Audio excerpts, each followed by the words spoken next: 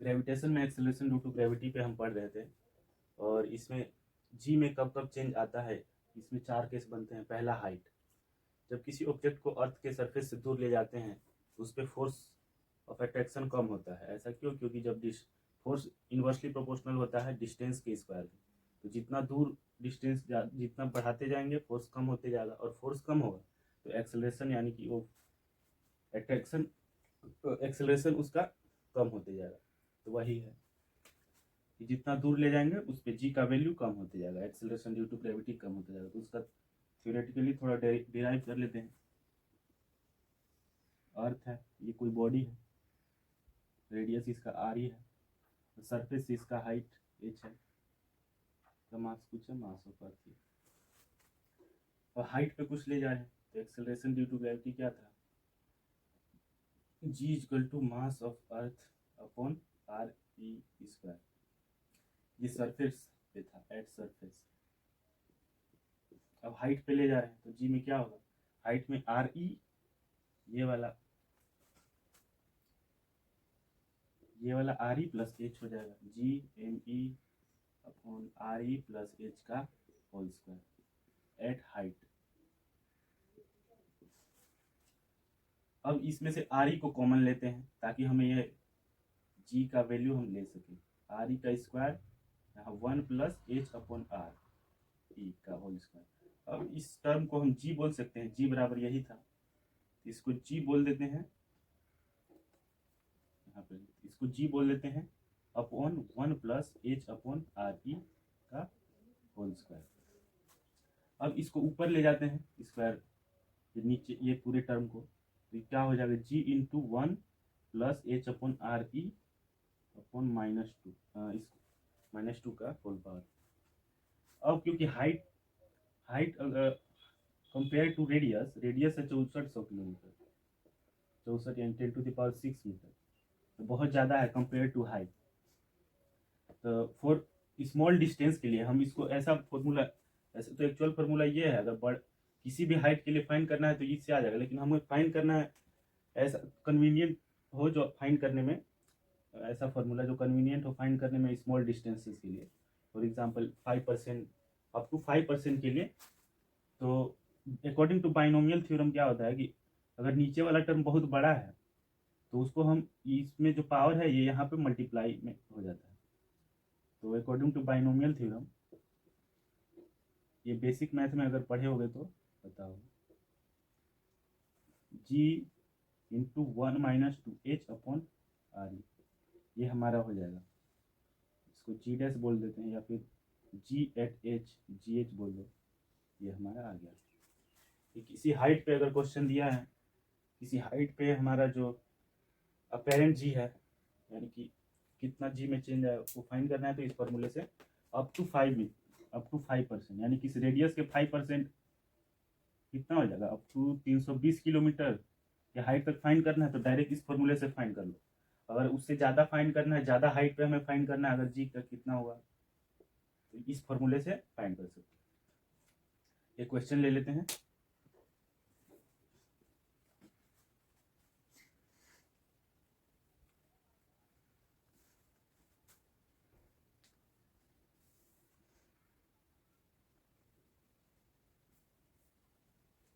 Short में question बोलता हूँ।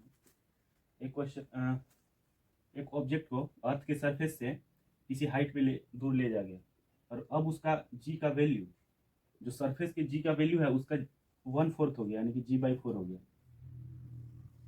यहाँ से अगर किसी हाइट पे ले गया, अब यहाँ जी यहाँ पे था सरफेस पे जी, तो इस हाइट पे कितना हो जाएगा, हाइट पे हो गया g/4।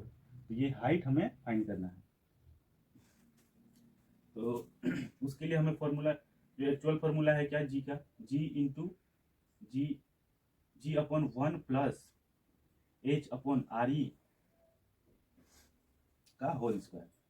अब हमें पूछा है कि जी अपेरेंट जी/4 हो गया, तो g/4 यानी कि ये जो है g/4 हो गया, तो इस पर g/4 पुट कर दो, g/4 बराबर g upon 1 plus H upon R ई का होल स्क्वायर। जी से जी कैंसिल, यानी कि 1 प्लस एच बराबर कितना हो गया, 4, 1 प्लस एच अपन आर ई का होल स्क्वायर, इसको मिटा। अब दोनों साइड अंडर रूट ले लेते हैं, स्क्वायर रूट ले लेते हैं। यहाँ 2 हो जाएगा 1 प्लस एच अपन आर ई, 1 इधर जाएगा तो 2 माइनस 1 यानी कि 1 हो जाएगा अपन एच अपन आर ई, यानी कि एच बराबर आर ई, यानी कि जितना अर्थ का रेडियस है उतना ही ऊपर तुम ले जाओगे किसी ऑब्जेक्ट को अर्थ के सरफेस से, तो उसका जी का वैल्यू 1/4 हो जाएगा, g/4। ये हमारा आंसर। अब एक अगला केस और है इफेक्ट ऑफ हाइट। अब डेप्थ पे अगर नीचे ले जाया जाता है तब क्या, उसमें एक थोड़ा सा दिक्कत हो जाए, हाइट जैसा नहीं, उसमें एक ये प्रॉब्लम आएगा कि डेप्थ में जब ले जाया जाएगा ना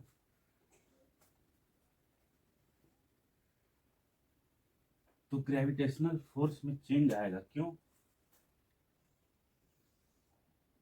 फॉर एग्जाम्पल कोई ऑब्जेक्ट यहाँ था, अब यहाँ से हम लोग यहाँ ले गए, तो अब ये जो अर्थ का जो ये पार्ट है ना, इतना वाला डी डेप्थ ले गए, ये आर रेडियस था, तो यहाँ पे ले गए, तो यहाँ से जो सर्कल बन रहा है इतना ही पार्ट, अर्थ का इतना ही वॉल्यूम, अर्थ का इतना ही मास, इतना वॉल्यूम में जो मास है वही अब इसको अट्रैक्ट करेगा, यानी कि वही इस पे ग्रेविटी लगाएगा, जी लगाएगा। तो अब यहाँ मास चेंज हो गया है एम डैश। अब जब हम निकालेंगे जी का वैल्यू, तो जी में क्या होगा कि मास चेंज हो जाएगा क्योंकि डेंसिटी सेम है।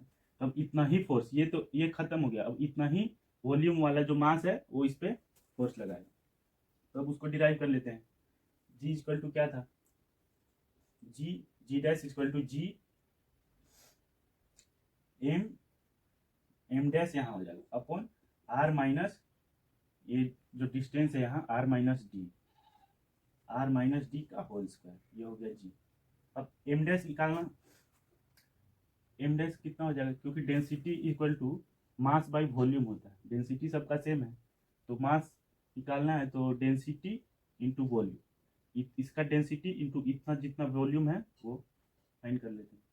डेंसिटी इसका हो गया, हमारा मास था mass of earth upon volume 4/3 pi radius of earth का क्यूब, डेंसिटी हो गया M E upon 4/3 pi R cube into volume. अब इस पार्ट का वॉल्यूम कितना हो गया, इस पार्ट का 4/3 पाई, अब आर माइनस डी, ये इतना distance R minus D volume, R minus D का होल क्यूब, 4/3 से 4/3 कैंसिल। अब आ गया हमारा एम ई अपॉन आर ई का क्यूब इंटू आर ई यहाँ पे है आर ई माइनस डी का होल क्यूब, ये हमारा अपेरेंट मास आ गया। अब उसका वैल्यू पुट करते हैं, जी अपेरेंट मास कितना, एम ई आर ई माइनस डी का होल क्यूब अपॉन ये आर माइनस डी, ये भी आर ई होगा अपॉन में आर ई का क्यूब। तो ये स्क्वायर से स्क्वायर कट गया, एक बच्चा। और इसको ऐसे भी लिख सकते हैं, G M E R cube को इसको स्क्वायर इंटू आर ई। अब ये जी हो गया, इसको जी लिख सकते हैं, g upon R e into R ई माइनस डी, ये हो गया, ऐसे लिख सकते हैं। अब इसको आर ई से R e cancel, g into 1 minus D upon R e, ये हमारा फॉर्मूला आ गया। अगर डेप्थ में ले जाया जाए, बस इसमें मेन ट्रिक यही था कि ये इतना ही मास इसको अट्रैक्ट करेगा, तो उसमें जो चेंज आएगा वो अपेरेंट मास निकाल के फॉर्मूला पे रख देना था। और ये डेप्थ पे जब हम ले जाएंगे तो जी अपेरेंट जी जो आएगा उसका फॉर्मूला ये है। अब इस पे एक और क्वेश्चन है, क्वेश्चन का डाटा मैं ले लेता हूँ। इस पे क्वेश्चन था एक, मुझे देखना पड़ेगा कि कितना डेप्थ पे ले जाया जाए। इसमें क्वेश्चन है कितना डेप्थ में ले जाया जाए कि जी/2 हो जाएगा, यानी कि सरफेस पे जो gravitational acceleration due to gravity g था, लेकिन अब डेप्थ पे ले जाया गया तो जी/2 हो गया। तो कितना डेप्थ था वो फाइंड करना है। जी डेप्थ इक्वल टू फॉर्मूला था 1 माइनस डेप्थ अपॉन आर ई। तो जी डी हो गया हमारा, जो अपेरेंट है वो हो गया जी/2, 1 minus D upon R E G से जी कैंसिल, 1/2, ये माइनस में आया 1 equal to minus D upon R E, यानी कि -1/2 equal to minus D by R E, minus से माइनस कैंसिल, यानी कि depth equal to D equal to R E by 2, यानी कि रेडियस के हाफ, यानी कि आधे रेडियस 6400 है तो 3200 डेप्थ में, 3200 किलोमीटर डेप्थ में जाओगे तो जी का वैल्यू g/2 हो जाएगा। अब इस पे 1-2 क्वेश्चन और मैं लेकर आता हूँ अगले वीडियो में, थोड़ा लंबा हो गया। बाकी कमेंट्स वगैरह में बताना।